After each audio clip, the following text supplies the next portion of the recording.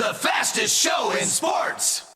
Okay. The Stanley Cup final this year has been some of the most exciting play, period, athletic play that we have ever seen. Maybe one of the best Stanley Cups of all time, but certainly just from a sports aspect, between the hitting, the scoring, the storylines, the drama that has got on here. Yet the National Hockey League is still suffering in the ratings. Now, let me put a caveat in here. Yep. A lot of people don't see games on television anymore. They now download them on their phone. They see them on their computers.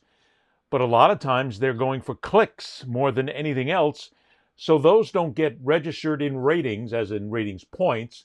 Those come down in click points. You know, how many clicks did you have? How many views did you have?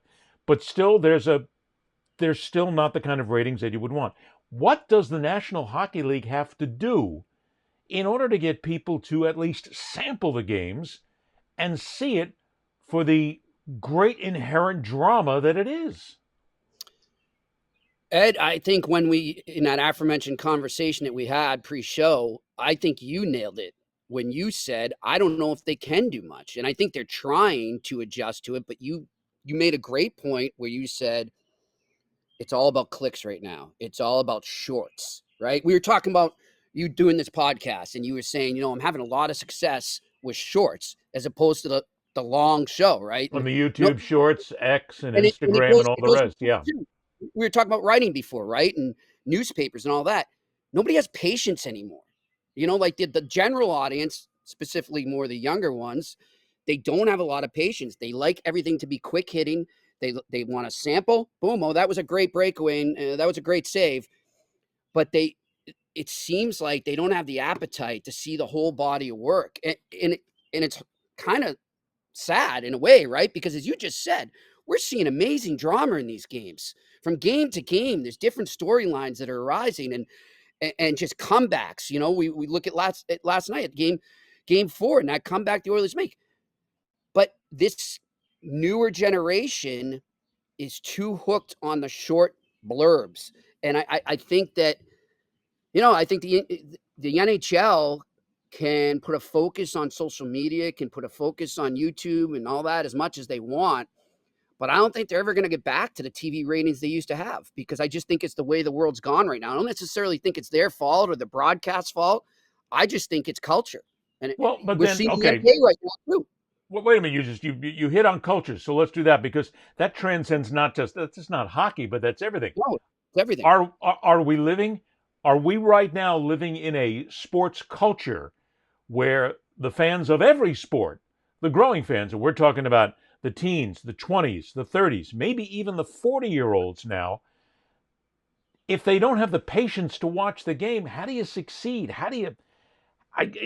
To me, it just seems like we're working from a dumbing down of the audience here, where if that's all you want is just, I want to see the home runs, I want to see the goals scored, I want to see the fights, I want to see the three-point basket made that wins the game.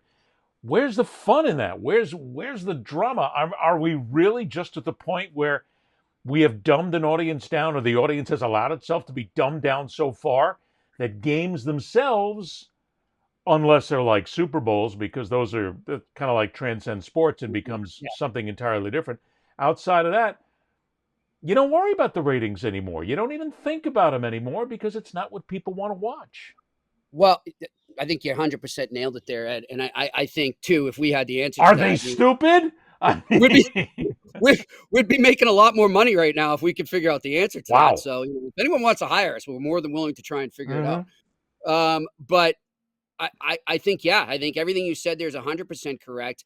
And I think what we have to go back to, not just plays, I think when we talk about storylines within the game, you just have to encapsulate those and capture them as much as you can and isolate them from the game and maybe focus on that. Because when you write about a moment, it seems, in a game as opposed to the whole game, you're usually getting more clicks when you're writing about that moment, right? Like if I write about, let's think back.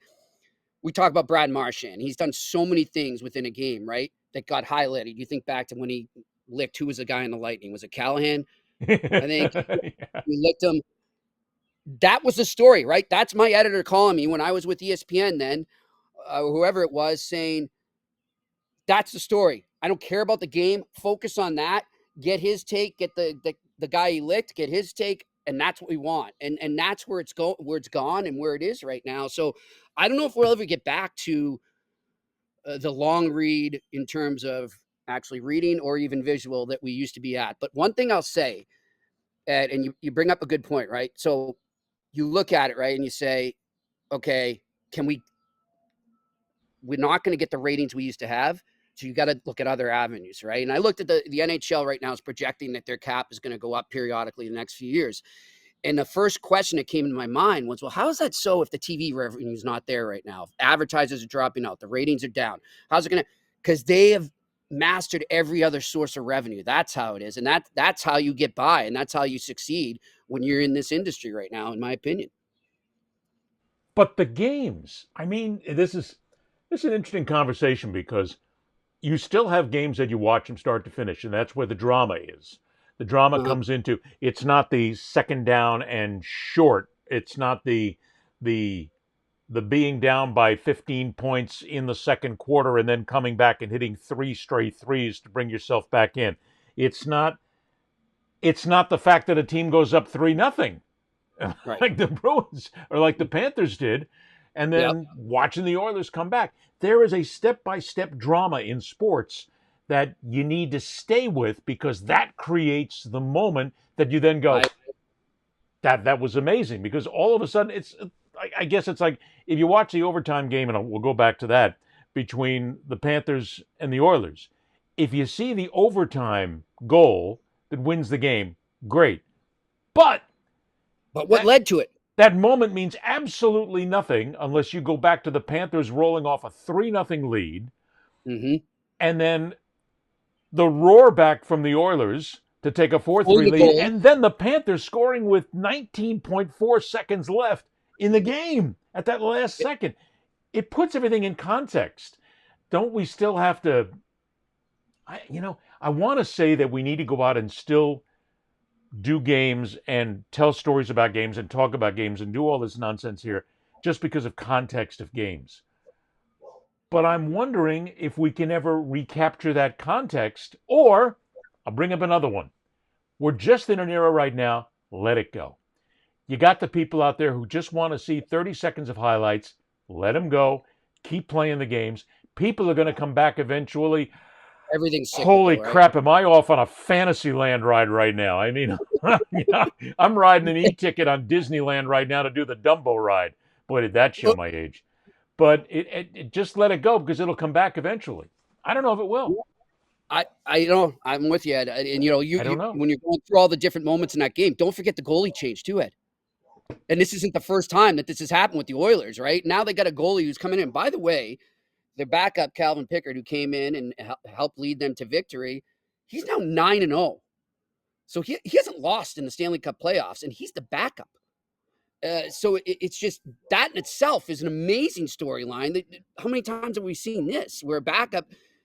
I mean, I heard somebody say last night, I forget who it was on the broadcast on TNT, he's not going to get it.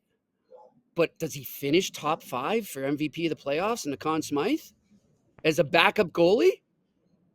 I mean, you got to give him a little recognition there.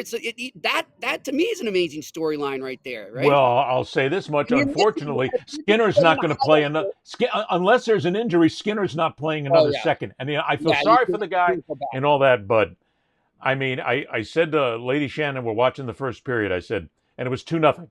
I said, this goes 3-0. He's gone. Intermission, you'll see a change, and Pickard comes in. She goes, well, they might. No, trust me. Stanley Cup, he's out. I feel sorry for the guy, but in the same breath, he's not playing another minute, period. Unless Pickard gets hurt. Unless Pickard gets hurt. Then they got to bring somebody in. Yeah. No, you have to keep him in there. That's all, folks.